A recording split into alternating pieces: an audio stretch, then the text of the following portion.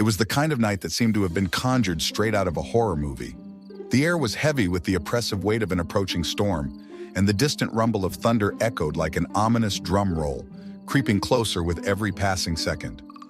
I'd just moved into an old farmhouse on the outskirts of town, the kind of place that had a history, but no one wanted to talk about. It was cheap, and I was desperate. That's all I told myself. The first clap of lightning lit up the entire house like a flashbulb, and for a split second I saw the shadow of something, or someone, in the yard. My heart skipped a beat. I tried to convince myself it was just the old oak tree swaying in the wind, but deep down, I wasn't so sure. By the time the rain started, the storm was in full force.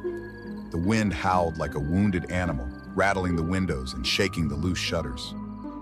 I lit a few candles because the lights were flickering and seemed ready to give out any moment.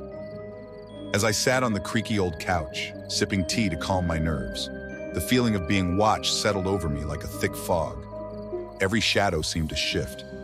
Every creak in the floorboards made me jump. Then came the knocking. It was faint at first, like something tapping against the window. I ignored it, chalking it up to the wind.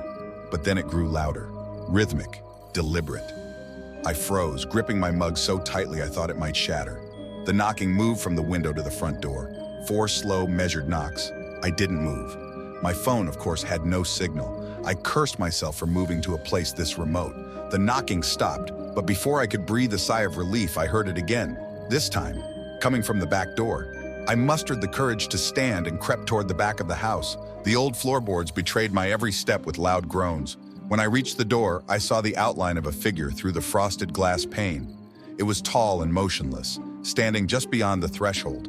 Lightning flashed, illuminating the figure for a fraction of a second. My breath caught in my throat. It wasn't a person, it was something else. Its limbs were too long, its head tilted at an unnatural angle. It stood there motionless as though waiting. I backed away slowly, my heart pounding so hard I thought it might burst. The knocking started again. But this time it came from multiple places at once.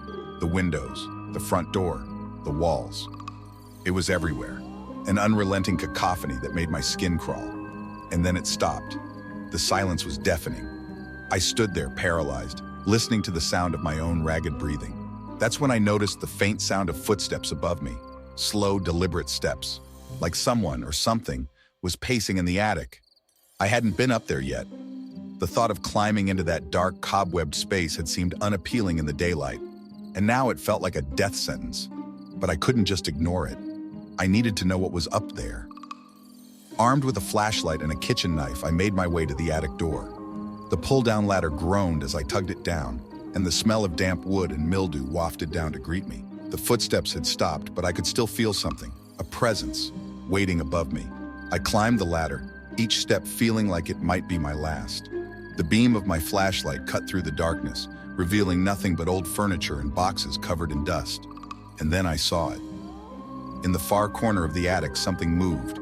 It was crouched low, its back to me, its limbs twisted in ways that made my stomach churn.